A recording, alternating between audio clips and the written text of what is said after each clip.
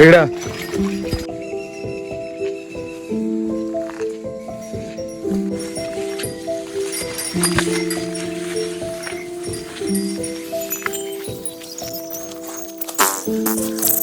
आपलं वाटतं की स्वप्न सगळं कंप्लीट होतं ते हे बघा पूर्ण वीर फायनली ऑलमोस्ट. मला तरी वाटतं की ह्याच्यासाठी एक 5-5.5 लाख रुपये खर्च केला हे सगळं बांधण्यासाठी. इझी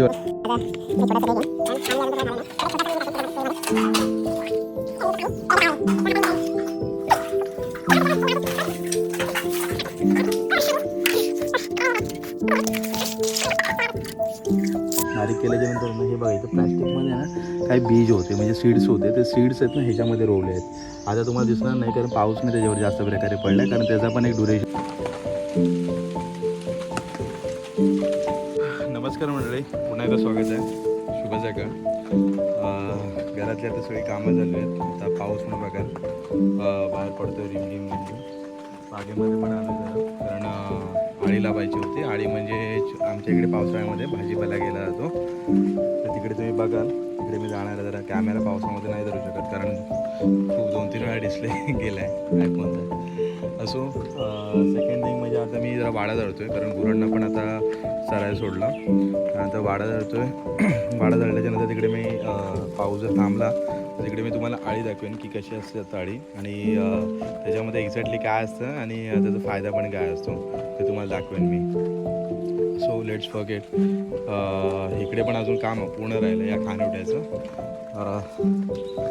वेळ लागेल माझ्याकडे, मला तरी वाटतं 2-3 दिवस जातील ह्याच्यामध्ये. हे बघा पूर्णच आहे अजून सगळं काही काम ते. असं मी आता चाललो आहे वाड्यामध्ये. आणि खूप काही घाण आहे तसं म्हणायला गेलं तर. एवढं पण नाही पण शेण जरा कमी प्रकारे आहे वाड्यामध्ये. आता हे पूर्ण आहे ना मला सगळं साफ करायचं आहे पूर्ण. माईट बी मला तरी वाटतं की अर्धा तास जाईल जर असेच व्हिडिओ बनवत राहिलो तर मी. पहिलं मला हे शेण काढायला लागेल. शेण काढल्याच्यानंतर ते एका घमेल्यामध्ये मला सगळं गोळा करावं लागेल. हे बघा इथे एक घमेल आहे त्याच्यामध्ये गोळा करायचं. ते गोळा करून झाल्याच्यानंतर शेणकाईमध्ये टाकणार. शेणकाईमध्ये टाकल्याच्यानंतर परत रिटर्न वाड्यामध्ये येणार. हा जो चारा दिसतो, हा सगळा गवत दिसतो आहे, तो मी एकट्ठा करून पूर्ण तो पण मी कुठल्या तरी आमची जी काजूची बाग आहे कोणत्या तरी मुदामध्ये नाही तर त्या शेणकाईच्या साईडला ठेवणार. नंतर मग पूर्ण वाडा झाडून घेणार. बरं झालं इथे पावडा आहे. मला वाटतं का पावडा नाही आहे का खाली, कारण जर मी हाताने शेण काढलं असतं तर मला कॅमेरा पण पकडता आला नसता. So let's forget. पावडा घेऊन जातो आहे. तर गावाला जे आहेत त्यांची सकाळ तर खूप सुंदरच होत असेल कारण ही सगळी कामं करता करता अर्धा दिवस त्याच्यामध्ये जात असेल. असो, त्यानंतर मग आपल्या दिनची जी आपली परी खूप एक मिनिट बापरे घेतलं फायनली मी. आता तिकडे घेऊन चाललो आहे मी. आणि तरच तसं जर बघायला गेलं ना तर गावचं जर शेड्यूल असतं सकाळचं मॉर्निंगचं म्हणजे काय काय लोकांचं म्हणजे आमच्या वाडीतल्यांचं की सकाळी 6:30ला उठणार. काही जण दिवाबत्ती करणार, काही जणांचे ज्यांच्याकडे गुरं आहेत, काही वेगळी कामं आहेत. सपोज आता मी तुम्हाला आळीचं बोललो तसं काही अशी कामं करायची तर ते मॉर्निंगलाच ही सगळी कामं आहे ना हुरकून टाकतात जेणेकरून आहे ना त्यांना आफ्टरनूनला म्हणजे कोणतेही ते कामाचं लोड त्या उन्हामध्ये त्यांना बाहेर जावंसं वाटत नाही. कारण आफ्टरनूनला ते बरोबर जेवण बनवतात. जेवण बनवल्यानंतर काय असेल ते टी व्ही शो किंवा ग्रंथ किंवा परिकथा वाचणार. त्या वाचल्याच्यानंतर मग आपलं मस्त की झोपून जाणार. 3-3:15ला परत उठणार. त्यानंतर काही कामं असतील पेंडिंग शेतीची कंप्लीट करणं. शेतीची कंप्लीट केल्याच्यानंतर आजूबाजूला सपोज बागेमध्ये काजूची बाग किंवा आंब्याची बाग त्याच्यामध्ये पण काही असेल तर त्याच्यामध्ये पण ते कामं करणार. तर म्हणजे असं सगळं शेड्यूल आहे ना सगळं बिझी असतं पण त्याच्यामध्ये ते वेळ काढून आहे ना सगळं हे केलं जातात. आणि जर मुंबईला बघायला गेलं तर मुंबईला सकाळपासून जी संध्याकाळ तुमची कशी होती तेच समजत नाही. मी स्वतः ऑफिसला 9 वाजता जातो, रात्री 8 वाजता येतो. घरी बोलतात एवढा टायमिंग कसा, 8 तासचा ड्युटी.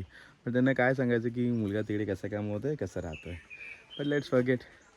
ह्या गोष्टी आपल्या आईवडिलांना सांगून चालू शकत नाहीत कारण आता आपण जास्त नाही पण मोठे झालो आहेत, मॅच्युअर झालेलो आहेत, त्यामुळे रिस्पॉन्सिबिलिटी घ्यायलाच लागणार. विदाऊट रिस्पॉन्सिबिलिटी तुम्ही काही करू शकत नाही.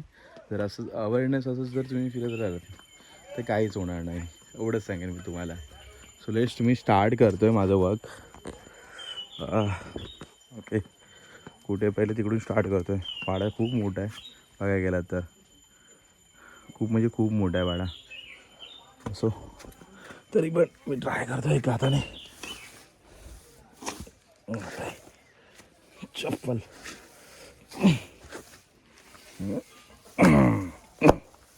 असो, जरा कामाकडे फोकस करतो, नंतर मी व्हिडिओ शूट करतो. नाही वाडा क्लिअर झाला आहे, हे बघा खूप घाम पण आलं आहे, सगळं काही आलं आहे. आता जराशी फक्त वाड्याच्या साईडची जी घाण आहे ती काढतोय मी. हा इकडे जराशी आहे, काजूच्या बुंदत नाही लागतो ते सगळं काढून. असं असतं गावाला, टायमिंग सगळं तसा निघून येतो. पण एक गावाला जो मिनिट आहे सेकंड एकदम समजून येतो, पण मुंबईला असं काहीच नाही. मुंबईला लगेच टायमिंग संपून जातो. So let's forget. आता मी तुम्हाला दाखवतो माझं वाड्याचं पण काम झालं. आता तुम्हाला मी आळी दाखवतो आहे. हे बघा काजू बिजू शेणखत आहे. हां, एक तुम्हाला सांगतो, हे बघा हे शेण आहे, त्याच्यावरती हे गवत आहे, म्हणजे हा पेंडा आहे. आणि हे काजू, हे काजूला बघा अशी पालवी फुटत जाते. आता बघा गेलात ना तर इथे हा कटिंग असेल काजू. हा बघा इथे कटिंग आहे काजू. म्हणजे ना आता जरा परत नवीन पेरं येतात, नवीन म्हणजे पानं येतात त्याला, म्हणजे नवीन पालवी येते, जेणेकरून हंगामामध्ये चांगल्या प्रकारे तो लागला पाहिजे. आता तिकडे मी तुम्हाला आळींकडे घेऊन चाललो आहे.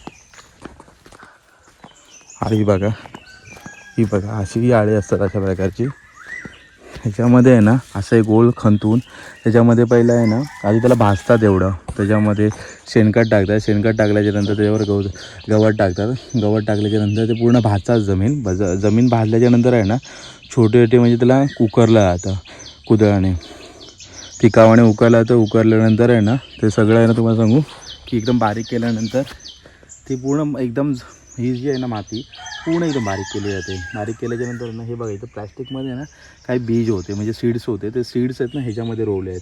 आता तुम्हाला दिसणार नाही कारण पाऊस नाही त्याच्यावर जास्त प्रकारे पडला आहे, कारण त्याचा पण एक ड्युरेशन असतो जमिनीतून बाहेर यायचा. मायड बी ह्याला 1 महिना तरी लागेल ह्याला बाहेर यायला, पूर्ण तयार व्हायला.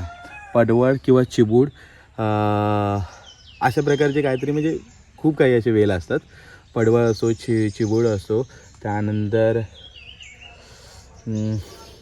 भोपळा पण असतो. खूप काही आहेत, माझ्या फक्त आईला माहिती आहेत, कारण मला ऑलमोस्ट झाले 3 वर्ष तिकडे जाऊन, सोडा तरी पण मी येऊन जाऊन करतो तिकडे. So let's forget. सूर्य पण आता डोकावला आहे. माझी आता जायची पण वेळ झालेली आहे, मला पण खूप बेकार वाटतं आहे. आता माझी बाईक मी येईन आणि मुंबईच्या प्रवासाला सुरुवात करेन. जास्त नाही दिवस भेटला मला, शनिवारी आलो मी, शनिवारी पण मी रात्री पोचलो, कारण हेल्थचा पण माझा इश्यू झाला होता सगळं काही. नंतर इकडे आलो तर वडिलांना पण जरा हेल्थचा प्रॉब्लेम झाला होता, कारण वडिलांना डायबिटीज आहे, आईचा जरा पायाचा इश्यू चालू आहे, त्यामुळे इकडे पण फॅमिलीचे प्रॉब्लेम खूप काही चालू आहेत. त्यामुळे स्वतःला पण टायमिंग देता आला नाही, काहीच नाही आहे, कामामध्ये सगळं केलं. गाडी पण खूप वाढला आहे, कट करायचं आहे. सो असो, बट फॅमिलीपेक्षा काय इम्पॉर्टंट नाही, फॅमिलीचे प्रॉब्लेम तेच आपले प्रॉब्लेम, एवढंच. असो, आपलं वाटतं की स्वप्न सगळं कंप्लीट होतं ते हे बघा पूर्ण वीर फायनली ऑलमोस्ट. मला तरी वाटतं की ह्याच्यासाठी एक 5-5.5 लाख रुपये खर्च केला हे सगळं बांधण्यासाठी. इझी वाटतं आहे, पण 5.5 लाख ग्रामीण भागांमध्ये तरी खूप मोठा आहे हा खर्च तसं बघायला गेलात तर. साईडला बाग पण आहे, आंबा आहे, काजू आहे, आणि काही झाडे त्याच्यामध्ये उद्ध्वस्त पण झाली, कारण पर्यायच नव्हता आमच्याकडे त्यांच्यावर दगडं टाकण्यासाठी, कारण एवढा स्पेस पण नव्हता, कारण आम्ही विहिरीच्या बरोबर साईडलाच ना पूर्ण लागवड केली होती. सो दॅट्स फायन की खूप चांगलं वाटतं यार. सो माझं मी छोटंसं हे घेईन, कारण फायनली अजून ते सगळं झालं नाही, तर एक छोटासा मी हे टाकेन त्याच्यामध्ये विहिरीमध्ये.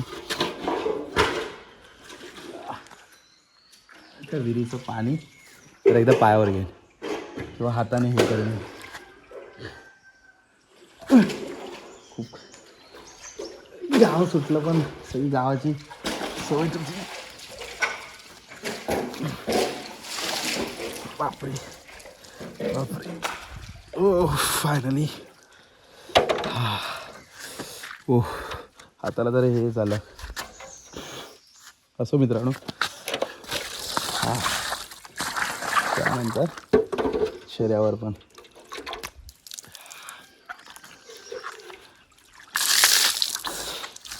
Thank you so much. कारण आज स्वप्न आई वडिलांचं सत्यात उतरलं सगळं. खूप काही स्वप्न आहेत जी पेंडिंग राहिलेले आहेत. मित्रांनो तुम्हाला कसं वाटला वीर? खरोखर खूप चांगलं पण मला वाटतं आहे. जरा वाईट पण फील होतं की आपण ह्या एजमध्ये आहोत, काही काही स्वप्न अजून अपूर्ण आहेत. पण स्ट्रगलिंग चालू आहे सगळ्या गोष्टींमध्ये. असो जे वरती परमेश्वरबद्दल त्यांना सगळ्या काही गोष्टी माहिती आहेत. So let's forget. एवढं पण काही जास्त लक्ष देऊ शकत नाही त्या गोष्टींकडे. बट खूप सुंदर आहे तसं म्हणायला गेलं तर. आता जाणार, आंघोळ करणार, देवपूजा करणार. देवपूजा केल्याच्यानंतर काही खाणार, बॅग्स पॅक करणार आणि मुंबईचा परतावा घेणार. फक्त एकच दिवस राहिलो. माझा प्लॅन होता 4 दिवस, कारण कामं पण होती, खूप कामं पेंडिंग राहिलेत. बट प्रायव्हेट जॉबमध्ये काही आपल्याला एक्सक्यूजच नसतो ना, बोलू पण शकत नाही. ही बघा शेणकर. खूप वैतागलो आहे सगळ्या गोष्टीकडून. बट ऑप्शन नाही, सोडा. असं ऑप्शन आता बनवणारच होतं. चाललं मी माझ्या घराकडे.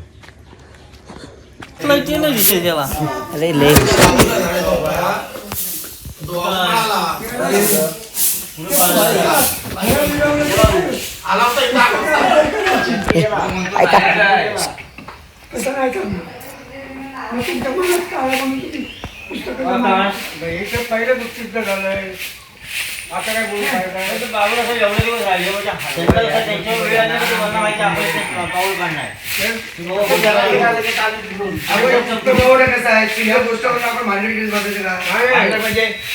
सुरेश भाई काय करतोय? गावची हवा कशी आहे? जाऊ दे, पुस्तक आम्हाला पावत्या बघायचे बरोबर. आता महिनाभर येऊन त्या पुस्तकाचे 20,000 रुपये कमवून तुम्ही आणले तर घ्यायला काय झालं तुम्हाला?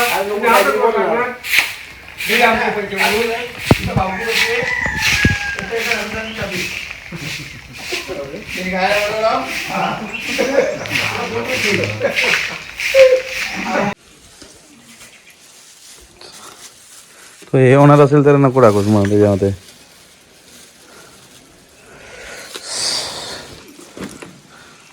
उभीच घेणार आहेस ना? हो. पिशवी लावतो ना. दुसरी लाव.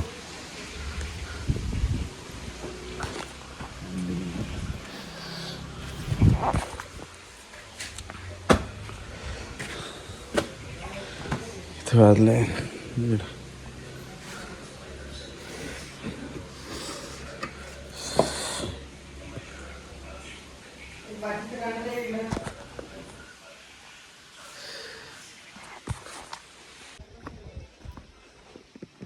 गाडी मारा.